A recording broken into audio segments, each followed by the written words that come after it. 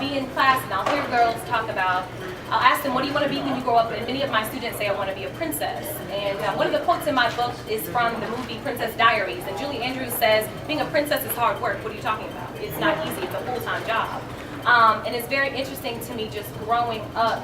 I don't ever remember my dad calling me a princess, and I do now that I've become, he may have, I think, he probably did, my mom doesn't know, she's shrugging, but I don't remember ever being called a princess, and I love that, and that's just me, that's my opinion, that I think that a lot of times, in the other version, I say that I think girls grow up, and the only thing they know how to do is to be beautiful.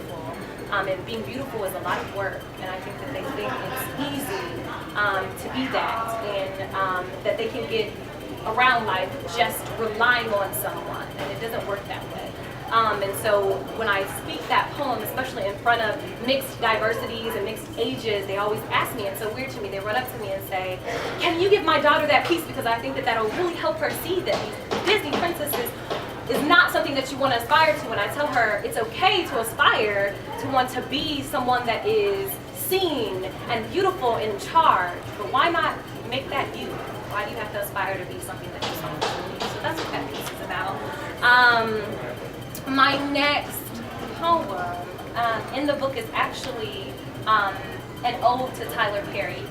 Before I decided Yes. Before I decided that I was going to call this Real Girls Have Real Problems, that notion that I have about Disney princesses and why I don't like them, that was actually going to be the whole theme of the book, because I feel very strongly about that. I feel like it sends the wrong message to our girls, our young girls. It really does, and it doesn't help them see the fight inside of them. It is only until now, a lot of the movies that you will see that have come out right now, they are starting to make women, if you notice, they're making the young girls that are the lead in these movies more powerful. And I think that that is the reason. You can only survive with having the girl be a damsel so long until people just get bored with that. And it's not reality.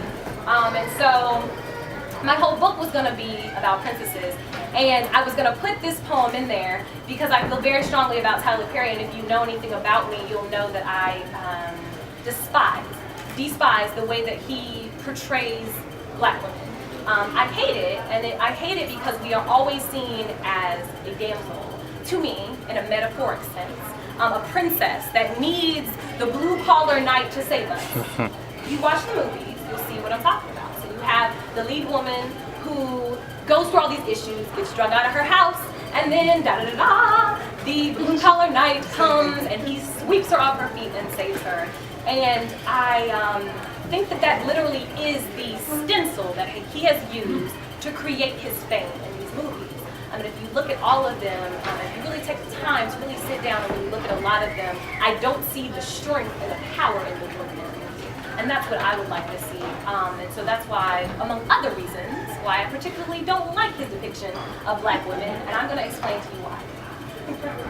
On behalf of every female victim in America, I want to go on record and say that today, Mr. Perry, is the day that I call you out. There are women with a story of pain suffering somewhere in the borough of Brooklyn. There are young girls selling their body and soul for their next meal, and these night walkers. These survivors have become your muse, your ticket out of poverty. You have been profiting off of our pain for far too long, recording our heartbreak in tears like National Geographic documentaries on green screen, exploiting our misery story, replaying them over and over and over until America has become immune to the female struggle, slowly ejecting stereotypes into passive veins. Eventually, we became your 5-year plan for a mansion, your beautiful recession bailout plan. When a woman gets beaten and drug out of her house and magically rescued by some blue-collar truck driver, I'd like to believe that that was your first deposit into your savings account. And you called it the Diary of a Mad Black Woman. I'm writing you this letter to let you know that you already have 10,000 mad black women. No need to falsify stories for a trophy and a buck. Is that really all the female struggle is worth to you? Did you really think that you could get away with exploiting our pain without us telling you to give our stories back? For decades, men have been writing our words, making characters reenact our story like a programmed Barbie reading cue cards. But they know nothing of our sorrow. Know nothing of our journey it took to be woman, so we are writing you this letter in hopes that you will wake up. Be original. Not all of us are waiting in castles on Prince Charming.